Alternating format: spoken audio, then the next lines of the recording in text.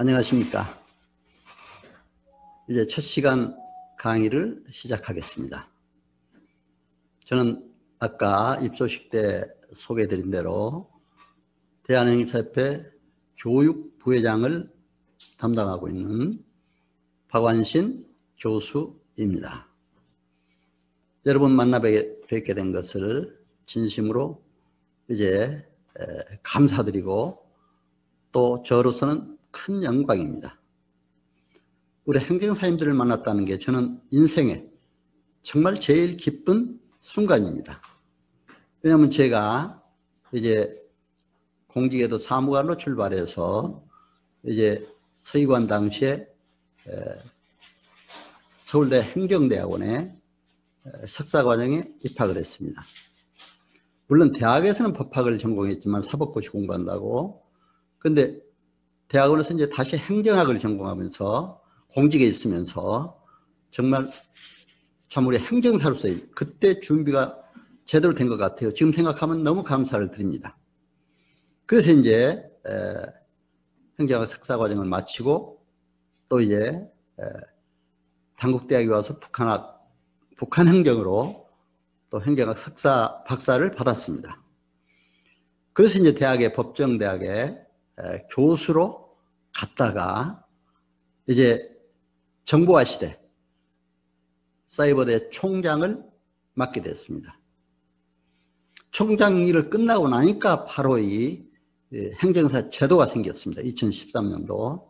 그래서 저는 이 행정사를 바로 때 1회 1기로 자격을 받아서 교육도 받고 바로 2014년도 3월 달에 바로 업무 신고를 했어요. 교육 끝나자마자 수료증을 받자마자.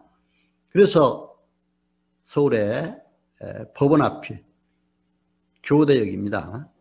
거기에 이제 소망 행정사 사무소를 내고 지금까지 14년도부터 시작했으니까 한 7년 정도 가까이 돼갑니다. 이렇게 지금 업무를 하다 보니까 그동안에 쌓인 학문적인 이제 법학 공부와 행정학 공부, 또 더구나 요즘에 코로나 시대, 온라인 시대에 대비하는 사이버대 총장, 정말 우리 행정사 이때를 위해서 준비시킨 거라 생각하고 너무나 감사해요. 그렇기 때문에 어떻습니까? 제가 행정사 여러분 만나는 게 가장 큰 영광이죠. 가장 큰 감사를 드립니다.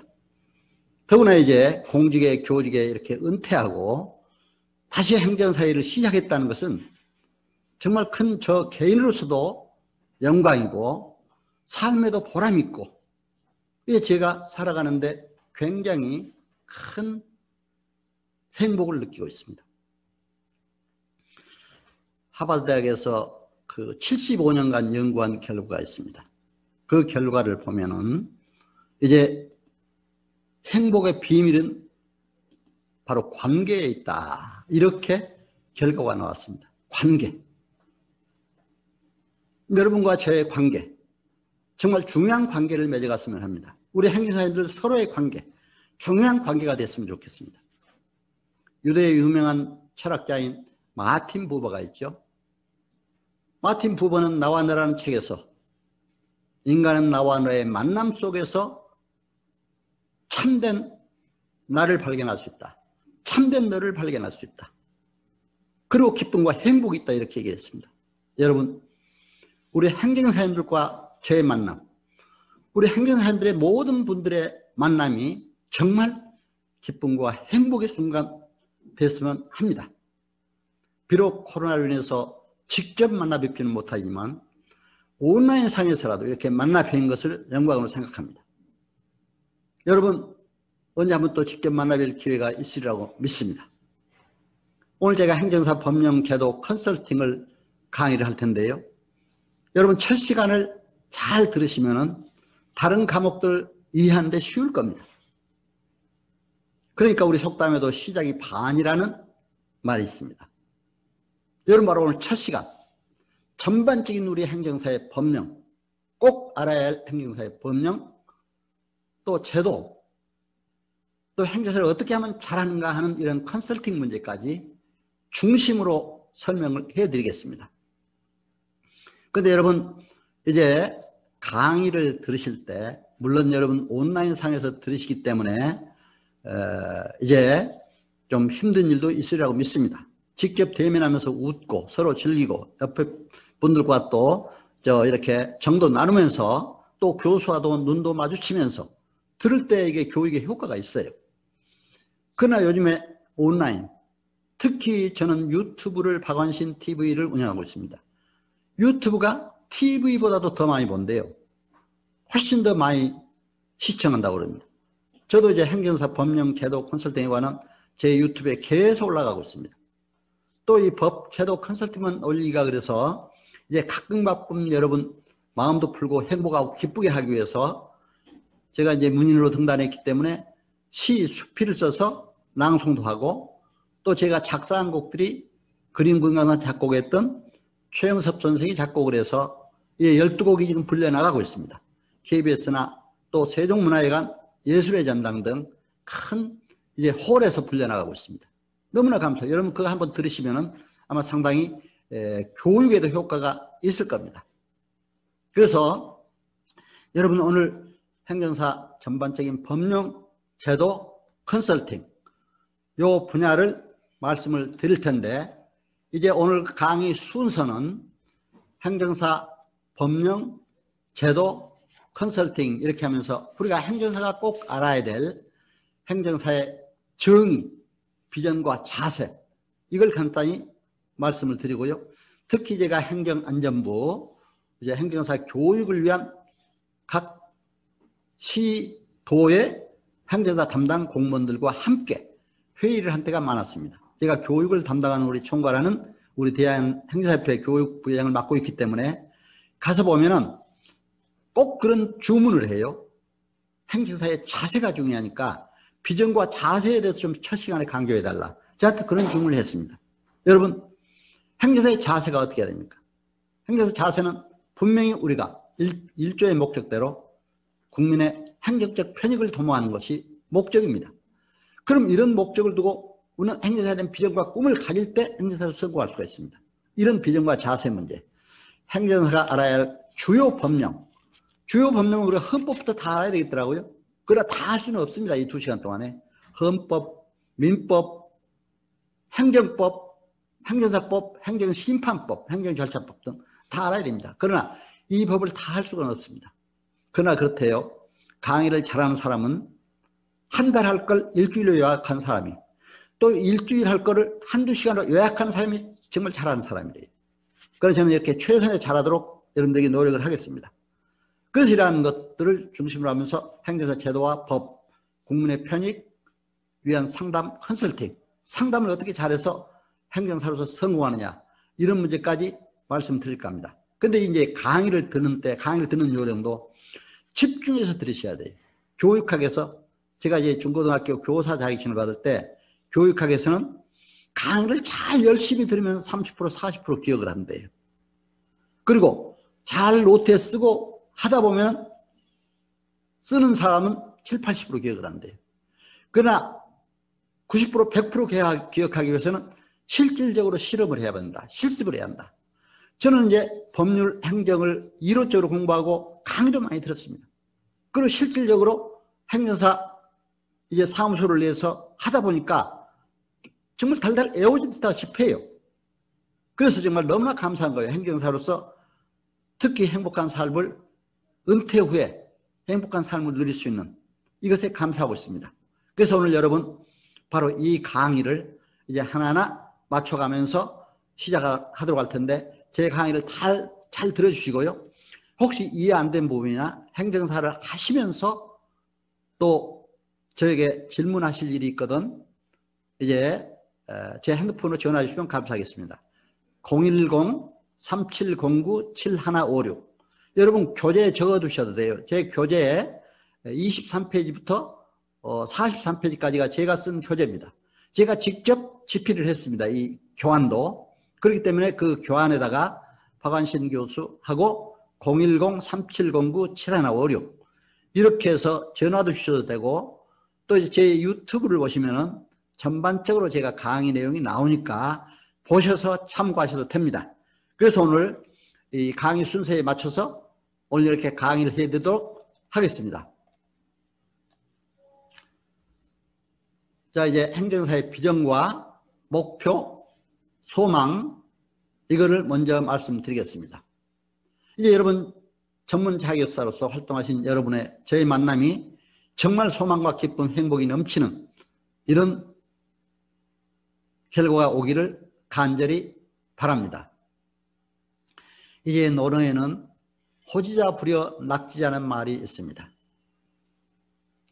여러분 행정사를 좋아하셔서 오셨다 하더라도 즐겁게 기쁘게 해야 됩니다. 그리고 이제 행정사를 기쁘게 하는 것도 중요하지만 저는 거기다가 한마디를 더 넣었어요. 낙지자 부려 감지자다 이렇게 바꿨습니다.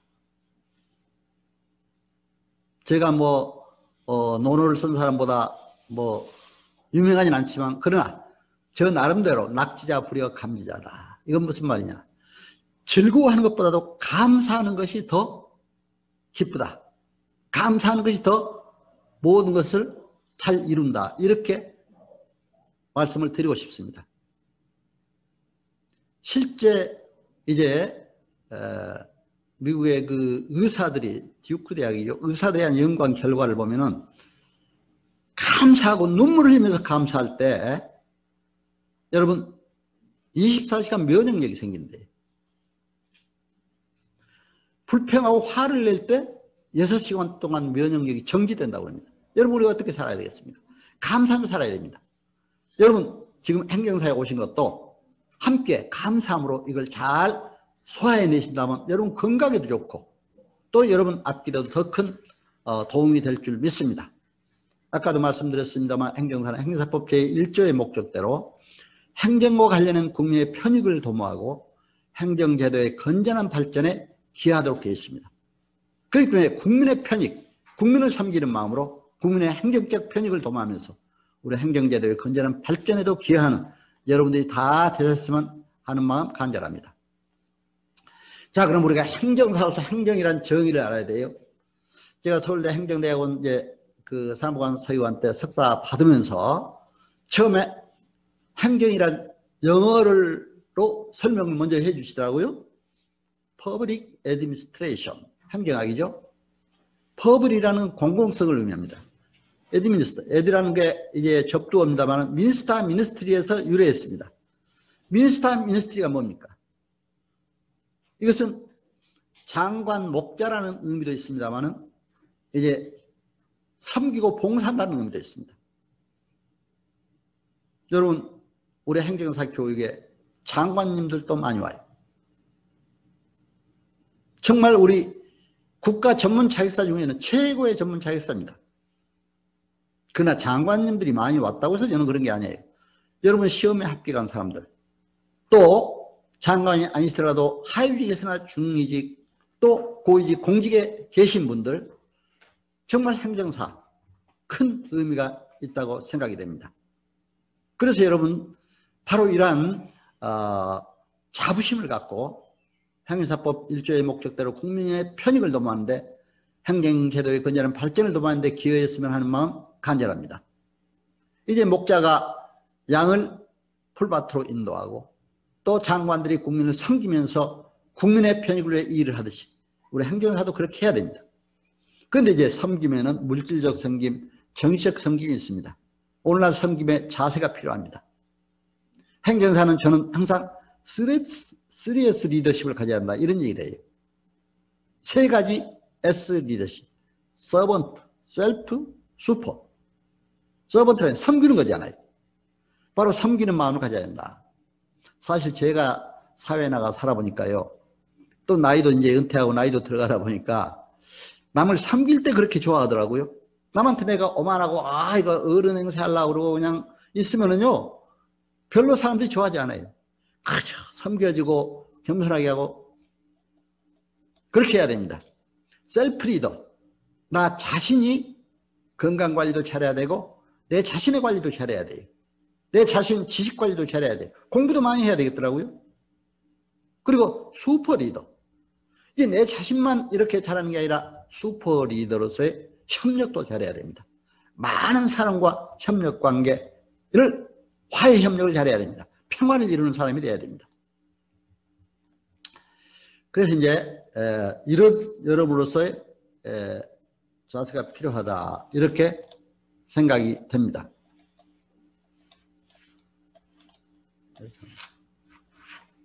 그래서 이제 여러분 이런 섬기는 자세로서의 역할을 잘 아시기 바라고요. 이제 두 번째, 그렇다면 우리가 행정사로서 성공하려면 어떻게 해야 되느냐? 사회의 바이러스에 주의해야 된다. 미국 이것도 하버드대학 심리학자 스티븐 버글러스라는 사람이 그 저서 성공증후군에 나온 얘기입니다. 성공한 사람들의 4가지 바이러스. 성공한 사람은 특히 이 4가지 바이러스에 걸리기 쉽다 이렇게 지적을 했습니다. 첫째는 얼로간스, 교만, 오만방자한. 교만하면 아까도 섬김하고 이제 일맥상통하죠. 교만하면 절대로 성공하기 힘들다. 사실 교만한 사람 누가 좋아하지 않습니다. 그렇지 않아요? aloneness, 외로움을 잘 극복해야 돼요. 이제 성공만을 추구하다 보면 고립주의에 자초할 수도 있습니다. 여러분 높은 자리에 올라간다고 해서 돈이 많다고 해서 꼭 좋은 것만 아니에요. 외로울 수가 있습니다. 오히려 고립될 수가 있습니다. 행정사 지도자로서 외로움을 느낄 때 여러분 잘 그걸 극복하는 힘을 발휘해야 됩니다.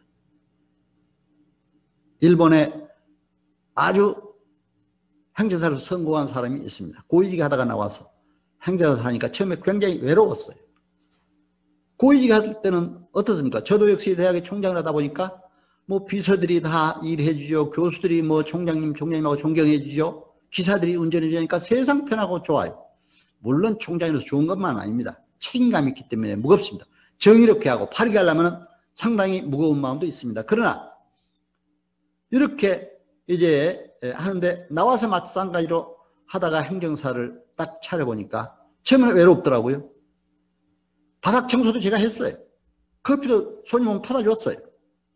물론 처음에 시작할 때 우리 행정사들을 이제 다른 공직자에서 3명 이상 합동사무소를 할 수 있기 때문에 3명이 시작을 했습니다. 그러다가 그 뒤로 이제 점점 확대해서 한 10여 명 지금 같이 하다가 또 이제 자꾸 이제 약간 변동은 있습니다만은 그렇게 하고 있습니다. 저는 제 사무실에 아예 그래서 교육장까지 마련했어요. 한 40~50명 들어갈 교육장까지 마련해서 더구나 교육 부회장을 받다 보니까 뭔가 책임감이 생기더라고요. 그때도 협회 교육장이 없었습니다. 제 사무실에서 교육을 거의 3~4년 동안 했습니다. 사실은 교육은 이제 초기에 2~3월 달에는 이때는 한 100~200명씩 와요. 그때는 이제 대학 강당을 빌린다고 큰 데서 했습니다. 그때는 협회 교육장이 없기 때문에 30~40명 할 때는 40~50명 올 때는 꼭 저희 사무실 평달 2~3월이 아니고 그 이후의 달들은 보통 40~50명 와요. 그러면 이제 저희 사무실에서 꼭 했습니다. 실습까지 다 했습니다. 그래서 지금 그때 너무나 감사해요. 그러니까 외로울 수가 없었습니다. 너무나 감사해요 지금. 그리고 또 외로움을 극복하기 위해서 나는 좀 외로울 때는 또 악기를 했습니다. 아코디언도 하고. 아까 일본 행사도 그랬어요. 청소하다가 그러다가 색스폰도 불고 외로움을 극복했습니다. 또 나가서 운동도 하고. 여러분 그렇게 해야 됩니다. 자, 애드벤처 시킷. 모험을 삼가해야 돼요. 파괴적인 모험. 이제 고직을 하거나 이렇게 하면 어디 사회에서는 많은 요청도 들어와요. 어디 회장을 맡아달라, 뭐 해달라 이렇게 하면서 저도 그런 주문도 들어왔어요. 근데 제 주변에 보니까 저는 많은 경험을 했어요. 맡았다가 마지막에 책임질 일을 해가지고 뭐 결제를 잘못해가지고 연금도 다 뺏기고 정말 어려움을 당한 분들을 많이 봤어요. 저는 절대로 회장이나 책임질 일을 안 갔습니다. 그래서 그냥 맡은 제가 경영 컨설팅 자격을 갖고 있기 때문에 경영 고문, 회사의 고문 그래도 몇백만씩 주더라고요. 그렇게 바꾸는 일을 해봤습니다. 여러분 절대로 파괴적 모험은 하지 마세요. 행정사 일할 때도 마찬가지입니다. 아주 힘든 일 가져올 때는 어떻게 하는지 알아요? 얼마든지 수임료를 줄 테니까 많이 드릴 테니까 꼭 해달라 이럽니다. 그런 거 잘못 맡았다가 못하면 어떻게 되겠습니까? 또 그 사람 그런 사람은 꼭 원망하고 막 불평하고 또 공격해 와요. 조심해야 돼요. 애들털이 성격 쾌락에 절대로 매몰시키면 안 된다. 여러분 특히 요즘에는 이런 걸 많이 강조를 하고 있습니다. 이런 것만 조심하면 꼭 성공할 수 있다. 그래서 특히 행정사 여러분 꼭 성공하는 여러분 다 되시기를 바랍니다. 그렇다면 행정사 증가와 정부 조직 기능의 다양화에 대해서 말씀을 드리겠습니다. 우리가 2012년도 12월 30일에는 9,300여 명 행정사였는데 지금은 37만 3,800명입니다. 금년에 또 이제 12월 달에 행정사가 몇만 명이 되면 또 추가될 겁니다. 이제 40만이 넘어가죠. 그러면 국가 전문 자격사 중에 지금 두 번째로 제일 많아요. 어디가 제일 많습니까? 지금 공인중개사가 한 50만 가까이 된다고 그러더라고요. 30만 4,800명. 그러나 우리 행정사들은 어때요? 시험 출신도 있지만 고위공직자, 공직자 출신들이 많습니다. 군 장교, 군 고위장성, 또 이제 경찰 간부들 뭐 다양하게 많습니다. 각 곳에서 고위직에 있던 분들이 많이 오고 있습니다.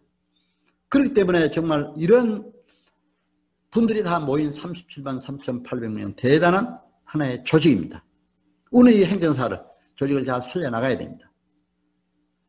제가 일본에 이제 그 2018년도 일본을 방문한 적이 있습니다. 그때 당시에 2017년도 8월 달에 방문을 했죠. 그런데 그때 가니까 일본은 행정사가 46,205명이었어요. 그런데 일본의 인구 1억 2,700만 잡고 한 3,000명당 한 명꼴이더라고요. 그런데 우리 한국 행정사는 현재 개업해서 실제 활동하는 사람이 한 8,000여 명 된다고 이렇게 통계에 나오고 있습니다. 그런데 어떤 분들은 또 10,000여 명 된다고 하고 그래요. 그럼 우리 대한행정협회만 해도 지금 한 8,000여 명 가까이 되고 있습니다. 인구 대비 약 1만 7천 명이 소요됩니다. 8,000명 나이도 아직 9,000명이 부족해요. 일본에 비교한다면. 그래서 우리가 지금 어떤 사람들 또 행정사가 많다 그렇게 합니다. 그러나 많은 것도 아니에요. 겪고. 여러분 보세요. 공인중개사들은 가는 곳마다 있잖아요. 동네 가보세요. 우리 행정사들은 아직도 내가 법원 앞에서 하는데 어떻게 법무사, 변호사, 물론 거기는 그런 법무사, 변호사들이 많습니다만 전부 법무사, 변호사지 행정사들은 저 혼자밖에 없어요. 또 저기. 아직도 부족합니다. 행정사들이 많이 차지하고 있습니다. 특히 남북 통일이 된다면 저는 북한 행정을 특히 전공했기 때문에 법정대학에서 북한의 법률 행정, 또 남북의 정치 비교, 경제 비교, 사회문화, 행정이라는 게 다양하지 않아요? 우리 정부 52개 부처가 다양하듯이 다양한 분야를 다 해주었습니다. 제가 강의를.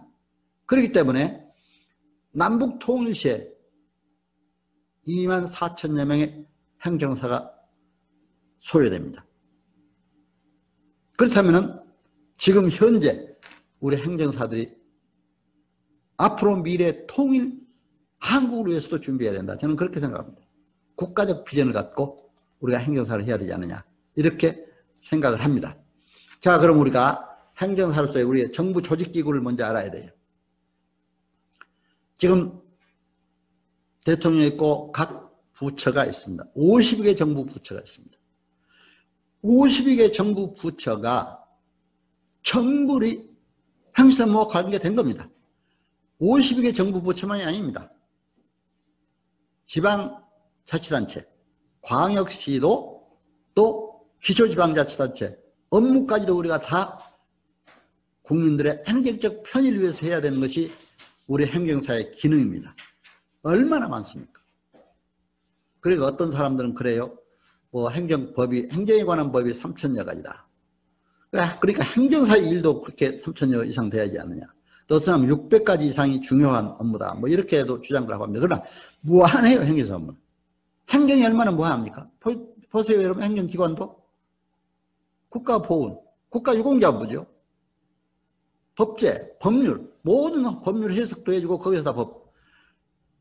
그 이외에 뭐 얼마나 많습니까? 이거 다 설명하려면 제가 이것만 가지고 설명을 해도 다 뭐하기 때문에 이제 다 못합니다만 제가 이제 많이 했던 업무들 중에 뭐 몇 가지. 행정한 점을 우리가 행정사로서의 감독 관청이기 때문에 우리가 꼭 알아야죠. 교육부도 제가 대학법인 설립 인허가 이런 업무도 한번 상담도 해주고 한번 추진을 해봤습니다.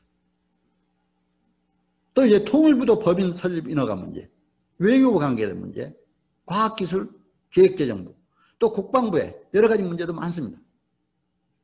그리고 이제 그 이외에도 문화체육관광부, 특히 문화체육관광부는 문화체육에 관한 거, 저는 이제 저작권 행정 업무를 하기 때문에 저작권 행정사, 제가 이제 문화체육관광부 산하에 음악 저작권 협회 이런 것도 있습니다. 각 저작권 협회들이 있습니다. 그러면 이것도 우리 행정사들이 해야 될 업무입니다.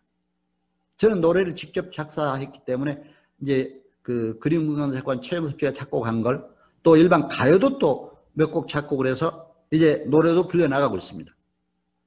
저작권 실질적으로 제가 해봤어요. 그러면 저작권 협회에서 바로 신탁 증서를 줍니다. 등록했다는. 그럼 이제 특히 작사자들은 50% 이제 그 수익이 들어오고 또 작곡자들은 50%, 편곡자들은 20% 이렇게 이제 들어오게 되어 있습니다. 법상으로. 그럼 이런 것도 알아야 되잖아요. 문화예술인이 얼마나 많습니까? 요즘 문화예술인이 얼마나 또, 저는 실질적으로 이제 문화예술단체, 이제 방송, 가요, TV, 가수들 모인 TV협회, 거기 법인 설립을 한번 해달라고 해서 거기 갔었어요. 한 30분간 제가 법인 설립 인허가 문제를 했습니다. 그랬더니 또 끝나고 나니까 갑자기 노래를 불러달래요. 노래까지 불렀어요. 노래도 잘하지 못하지만. 행정사 해보니까 별일이 많아요. 재밌어요. 오히려. 근데 자기들이 또 부르더니, 거기에 가수들만 노래하기 때문에, 행정학 박사님이 또 행정사님이 와서 노래를 불러주면 영광이겠다. 그러니까 잘 부르지 못하면 불렀는데, 뭐 그냥 잘하지 못했지만 좋아요, 좋아요 막 눌러주고 그러시더라고요. 또 유튜브에도 올렸어요, 자기들이. 유튜브에도 올려놨습니다. 또 그래서 이제 제 유튜브에까지 좀 올려있습니다. 그래서 이런 얼마나 많습니까? 또 이제 그 이후에 얼마나 우리하고 관련된 게 뭐 보건복지부도 복지 문제, 또 농업의 축산업, 또 이제 환경, 고용노동부, 기타 이제 여성가족부, 국토해양부, 그러나 이제 국토해양부는 회사행정사가 있습니다.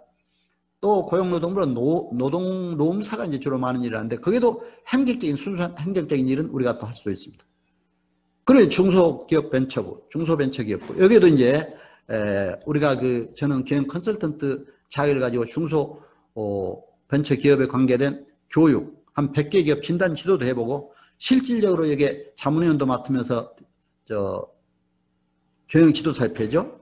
맡으면서 교수도 하고, 가서 강의도 많이 했습니다. 하다 보니까 제가 중국에 대한 인식에 돌아다니면서 성장, 시장, 현장들, 고위공차를 모아놓고 경영, 전략, 경영, 정보에 대해서 강의를 했습니다. 그 사람도 열심히 듣고 쓰고 그렇게 하더니 자기네 당교회까지 그걸 넣더라고요. 공산당 학교까지. 그러나 정말 이런 영향을 우리가 미칠 수가 있다. 세계 많은 나라에. 중국만이 아니라 뭐 미국, 캐나다, 유럽, 또 러시아, 또 동남아, 세계 각국, 아프리카, 각국에 다니면서 제가 이런 강의를 해봤습니다만 너무나 보람이 있어요. 그러니까 이제 이거를 우리 행정사에 쏟을 수 있어요. 지금 또 너무 감사한 거예요. 행정사에서. 그 이제 밑에 바로 아래 기관의 청급들은 전부 이제 각 자격사들이 따로 있잖아요. 국세청, 세무사, 관세청은 관세사, 그렇죠? 조달청 우리 행정사, 통계청 또 우리 행정사가 관계된 거죠. 경찰청, 우리 행정사, 경찰도, 병무청 다 행정사 관계된 겁니다. 방위산업청, 기타 검찰청은 이제 법무사나 또 변호사 관계합니다만, 그러나 검찰청도 순수한 행정기관에 근무했던 사람들은 나와서 또 이제 우리 행정사 자격을 갖고 일한 분도 있습니다.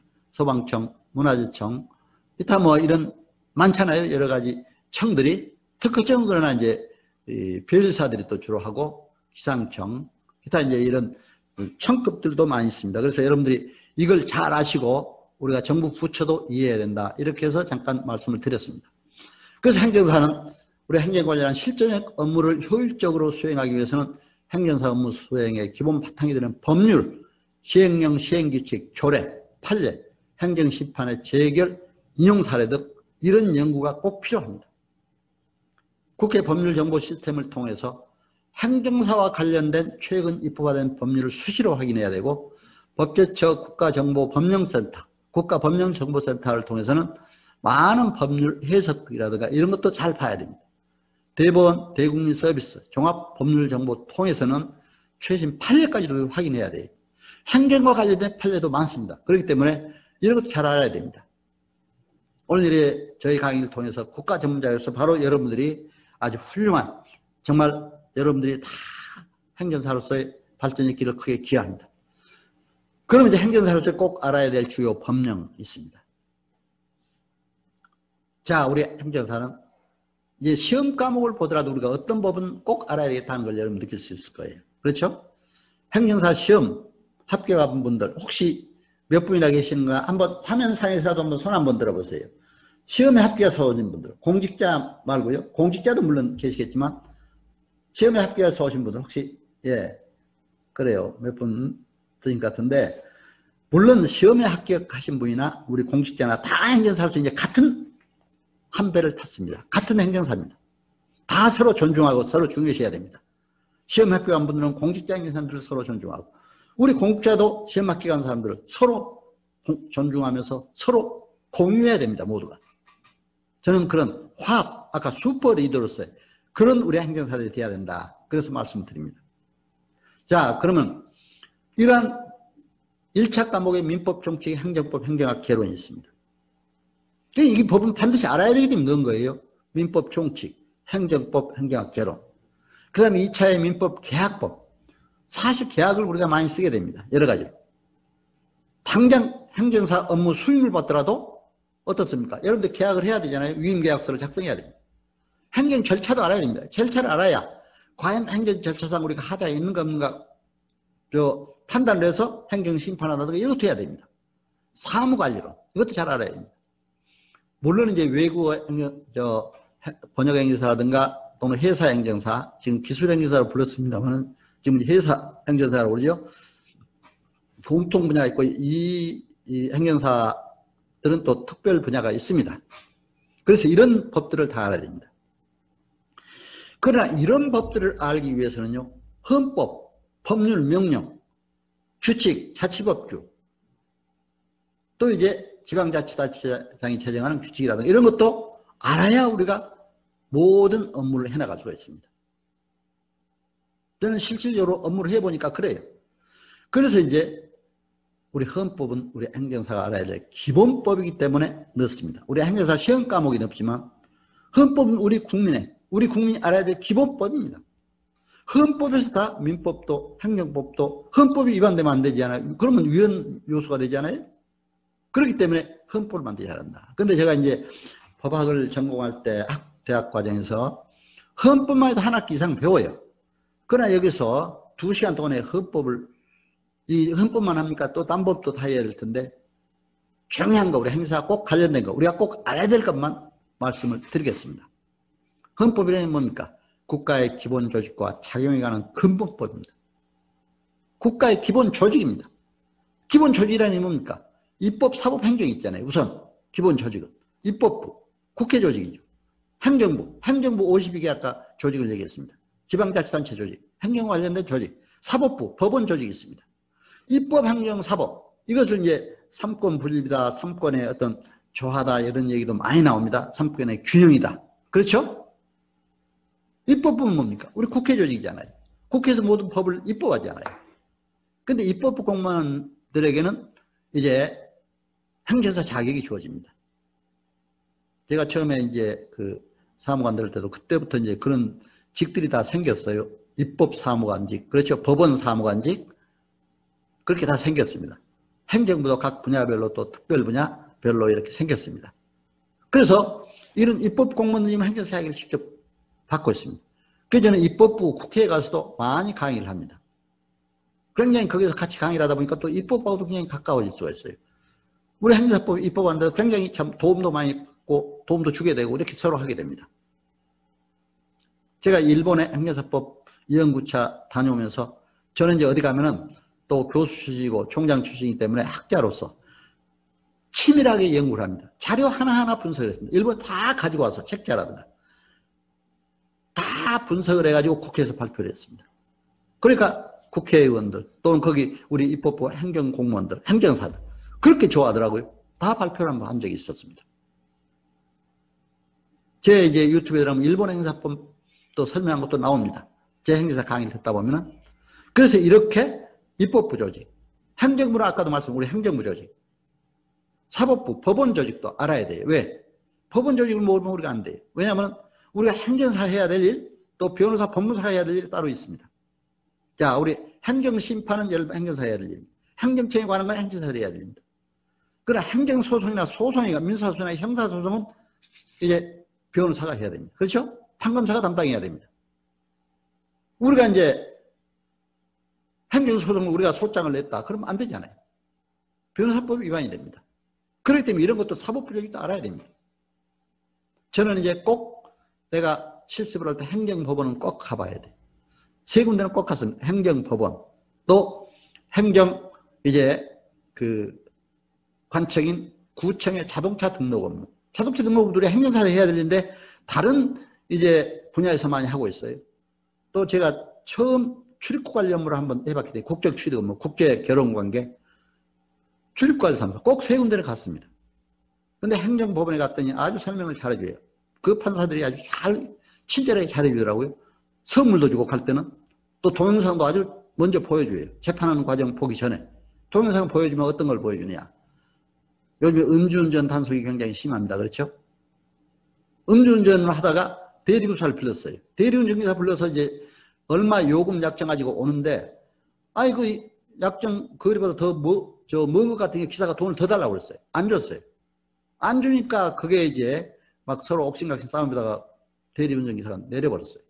그러니까 이제 이 사람이 운전대에 앉아서 운전대를 잡다 보니까 그때 당시에 경찰관에 해서 음주 측정을 하니까 취소 기준이 넘어버렸어요. 그 면허가 취소됐어요. 그래서 이 사람이 이제 행정심판에 갔더니 행정심판이 졌어요. 증거를 못 대니까. 음주운전에 관한 행정심판 전치유가 적용인데 반드시 행정심판을 먼저 해야 돼요. 그 다음에 행정소송에 가서는 이제 증거를 다 잘 댔어요. 자기가 안 했다는 증거를 됐더니 거기서는 승소했어요. 그러니까 막 들뜩 기뻐하는 모습을 보여요. 그런 동영상을 보여주더라고요. 그러면 행정법원과도 우리가 관련이 있잖아요. 행정법. 그거 알아야 되겠더라고요. 그래서 이런 그 조직법상 행정조직을 알아야 되고, 또 이제 헌법을 보면은 우리 대한민국 민주공화국이다. 또 이제 4조의 부분은 자유민주질서 체제하에서 평화통일을 이루어야 된다. 국제평화를 유지해야 한다. 또 이제 10조 이하에 보면 국민의 기본권 관계가 있습니다. 작용이라는 게 바로 기본권 조항입니다. 국가의 기본 조직과 작용에 관한 법. 그럼 작용의 첫 조항이 어떤 게 나옵니까? 국민으로서의 존엄과 가치, 행복 추구권이 나옵니다. 국민은 행복을 추구할 수 있는 그런 거예요. 존엄과 가치가 여러분 행정사에서 우리 국민의 존엄과 가치를 지켜주고 우리도 그런 긍지를 갖고 일을 해야 됩니다. 이런 것들을 알고 우리가 헌법의 기본 논리를 알고 나가야 됩니다. 그리고 이제 헌법의 특히 행정사법과 행정사 관련된 거는 헌법 23제 그게 있죠. 손실보상에 관한 문제. 손실보상이라는 것은 적법한 행정행위로 인해서 손실을 받았을 때 이제 보상해 주는 거죠. 손해배상은 위법한 행정행위로서 국민이 손해를 받았을 때 이런 배상을 해주는 게 손해배상입니다. 자, 그럼 이제 이런 헌법을 이 정도 마치고 민법에 들어가겠습니다. 민법은 뭡니까? 사법이잖아요. 헌법은 공법입니다. 행정법도 공법입니다. 사법적, 일반 사법입니다. 그것도. 그러니까 1차 과목에 민법 총칙이 들어가 있고 2차 과목에 민법이 있습니다. 왜? 민법을 알아야 또 행정법에 알 수가 있어요. 민법의 법률 행위를 알아야 행정법의 행정 행위를 알 수가 있어요. 저는 이제 이걸 공부하면서 사법고시를 공부하면서 참 민법이 제일 분야가 넓어요. 민법 총칙, 물권법, 채권법, 물권법 상하권, 채권법 상하권, 친족 상속법 한 대여섯 권을 한꺼번에 다 외우려면요. 굉장히 그의 범위가 넓어요. 민법 때문에 항상 참 힘들고 어려웠어요. 그러나 우리가 민법도 공부 안 할 수가 없어요. 개인 사생활하는 걸 알아야 되니까. 민법에서 상사법, 이건 특별사법이라고 합니다. 그래서 이제 우리가 행정행위를 이해하려면 바로 민법 총칙의 법률행위를 알아야 한다. 법률행위란 뭡니까? 일정한 법률 효과의 발생을 목적으로 하는 한 개 또는 수개의 의사표시를 필요 불가결의 요소로 하는 법률 요건을 말한다. 이렇게 되어 있습니다. 의사표시가 중요하죠. 민법에서는. 사법에서는. 그래서 법률행위 종류는 단독행위, 계약, 합동행위가 있습니다. 자, 단독이라는 것은 이제 여기 나옵니다. 유언 소유권의 포기, 상속의 승인 포기, 재단법의 설립. 재단법의 설립 행위는 우리가 행정사들이 많이 합니다. 다른 것은 그냥 본인들이 다 신청을 해요. 구청이나 가서 의원 소유권의 포기, 승인의 포기 이런 거는. 그다음에 이제 계약. 계약은 우리가 이제 민법에 상당히 여러 분야가 있습니다만은 매매, 교환, 임대차, 소비대차, 사용대차. 물론 이건 공인중개사와 관련된 그런 뭐가 많습니다만은 고용, 위임, 도급, 현상광고. 근데 우리 행정사가 고객과의 계약을 할 때 여러분 어떤 계약을 해야 된다고 생각이 됩니까? 지금 내가 생각한 중에 위임 계약을 해야 됩니다. 왜? 행정사는 고객의 위임에 따라, 국민의 위임에 따라서 국민의 행정적인 편익을 도모해 주도록 이렇게 행정사법에 규정이 되어 있습니다. 위임. 그렇기 때문에 저는 위임계약서라고 이렇게 바꿨습니다. 그래서 위임계약서를 꼭 작성하고 거기에 위임 내용, 수입 내용, 또 위임자, 수임자, 또 수임 수가, 가격은 어느 정도로 하고 또 착수금 얼마 받고 이렇게 해서 이제 서로 권리 의무 관계를 갖고 이렇게 얘기합니다. 그리고 이제 법인 설립 행위는 사단법인 사단법인 설립 합동 행위라는 것은 공동 목적을 위해 행정적 이제 편익을 도모해주는 두 개 이상의 의사표시에 합치로서 행하는 것이 바로 사단법입니다. 이런 사단법인 설립 인허가 행위, 이것도 우리가 해야 될 일이다 이렇게 봅니다. 자, 그러면 행정법이란 뭡니까? 행정법은 행정에 관한 고유의 공법입니다. 이것도 행정주체의 조직, 작용 및 구제에 관한 법이다. 아까 이제 헌법에 있으니까 금방 아시잖아요. 행정주체의 조직. 자, 행정부 조직을 알아야 됩니다. 작용, 국민의 권리와 관계된 이런 문제입니다. 또 행정구제에 관한 이 세 가지로 요약할 수가 있어요. 행정구제는 행정심판과 행정소송이 있습니다. 그리고 행정법의 원칙은 법률유보의 원칙, 비례의 원칙, 행정구속의 원칙, 신뢰보호의 원칙. 법률유보의 원칙이란 반드시 법적 근거를 요한다. 법적 근거를 알고 있어야만이 우리가 행정심판 쓸 수가 있습니다. 법에 공문이 위반되느냐 안 되느냐. 비례의 원칙, 공익과 사익의 비례의 원칙. 아까 손실보상 헌법을 얘기하면서 얘기했습니다만 손실보상을 할 때 토지 수용이 된 것, 특히 우리 행정사가 토지 수용 업무를 많이 해요. 할 때 도로를 냈다 이거죠. 그럼 공익에 기여해 있는데 사적 재산이 많이 침범이 됐다. 그 적정히 비례해서 사적 보상도 해줘야 됩니다. 행정차기 구속의 원칙. 선례가 구속된다. 이제 법원에서 판례가 구속되듯이 이런 게 있습니다. 신뢰보호의 원칙. 행정기관의 적극, 소극적 언도. 이것이 신뢰가 돼야 한다. 부당결부 금지의 원칙. 그래서 이제 이런 것들을 우려야 한다. 그리고 행정체계 법안에서 구체적 사실에 관한 법 집행으로서 행하는 권력적 단독행위다. 자, 법안에서는 구체적 사실에 관해서 단독행위. 이것이 바로 행정법, 행정행위입니다. 민법과 다른 게 뭡니까? 민법은 단독행위도 있고 계약도 있고 합동행위도 있어. 그렇죠? 권력적 단독행위다. 공권력에 의한 권력 단독이다. 이게 이제 특징이 있다. 이렇게 보게 됩니다. 자, 그러면 행정의 특수성, 법적합성, 또 이제 공정성, 실효성, 내용 실현이 담보돼야 됩니다. 불가정령, 불가변령 이런 게 있습니다. 다툴 수 있느냐, 다툴 수 없느냐. 또 행정구제적 특수성 이런 것들이 있습니다. 이거는 이제 차차 설명이 드리겠습니다. 행정구제적 특성은 행정소송과 행정심판이 있는데 행정소송은 행정법원에서 서울에 가면 이제 양재역에 바로 행정법원이 있어요. 거기 가정법원과 행정법원이 있어요. 저도 꼭 거기에 행정실습할 때 갑니다. 또 행정심판은 행정청에서 관장합니다. 이런 행정심판. 그리고 이제 손해배상제도 아까도 말씀드렸지만 손실보상과 손해배상은 다르다고 그랬죠. 손해배상은 위법행위에 대한 불법행위에 대한 손해배상을 해주는 겁니다. 자, 그럼 행정심판. 이제 행정심판은 뭡니까? 행정심판은 행정사의 법률관계에 관해 분쟁이 있을 때 행정기관이 이를 심리하거나 재결하는 절차를 행정심판이라고 이렇게 얘기를 하고 있습니다.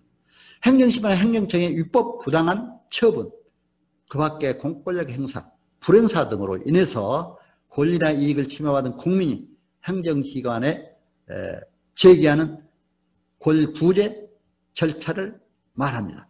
그래서 지금 행정심판이 우리 행정사의 꽃이다 이렇게 또 얘기도 합니다.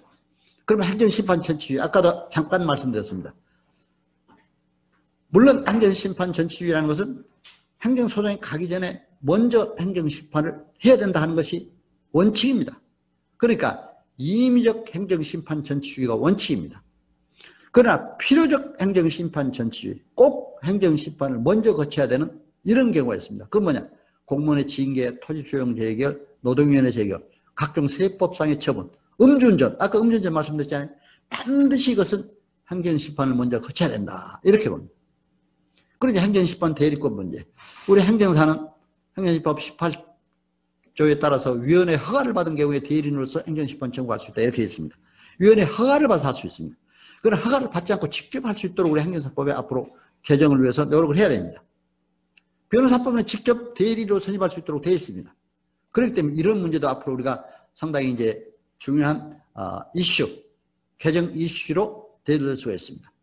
행정심판의 종류는 취소심판, 무효확인심판, 의무이행심판이 있습니다. 그러나 취소심판이 대부분입니다. 행정기획 위법, 부당한 처분을 취소하거나 변경하는 행정심판. 이것을 우리가 이렇게 얘기하고 있습니다. 행정심판의 청구 기간. 이것은 행정처분이 있음을 알게 된 날로부터 90일.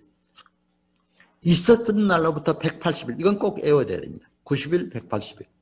그러나 천재지변 등 불가피한 사유로 인해서 행정심판을 청구할 수 없던 소멸된 날로부터 14일 이내 행정심판을 청구할 수 있습니다. 이게 행정구제법의 또 행정법의 특징 중에 불가 변적에 해당되는 거죠. 이건 반드시 우리가 알고 있어야 돼요. 그래서 또 행정심판위원회, 중앙행정심판위가 있고 시도지사 행정심판위가 있습니다. 중앙행정심판은 52인 이내로 구성하게 되어 있고 시도는 30명 이렇게 되어 있습니다. 그런데 소위원회도 있습니다. 각 분야별로 소위원회.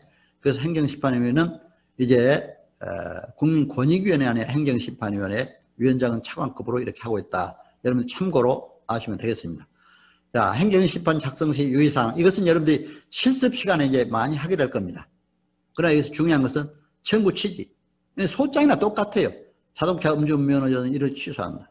청구 원인에서는 사실관계, 위법부당성 관계, 또 이제 개인의 어떤 사정 문제 이런 것도 다 잘 정리해서 하면 행정심판에 작성할 때 상당히 유익하다. 그러나 이건 실습 시간에 더 구체적으로 실제 작성해 볼 테니까 이런 말했습니다.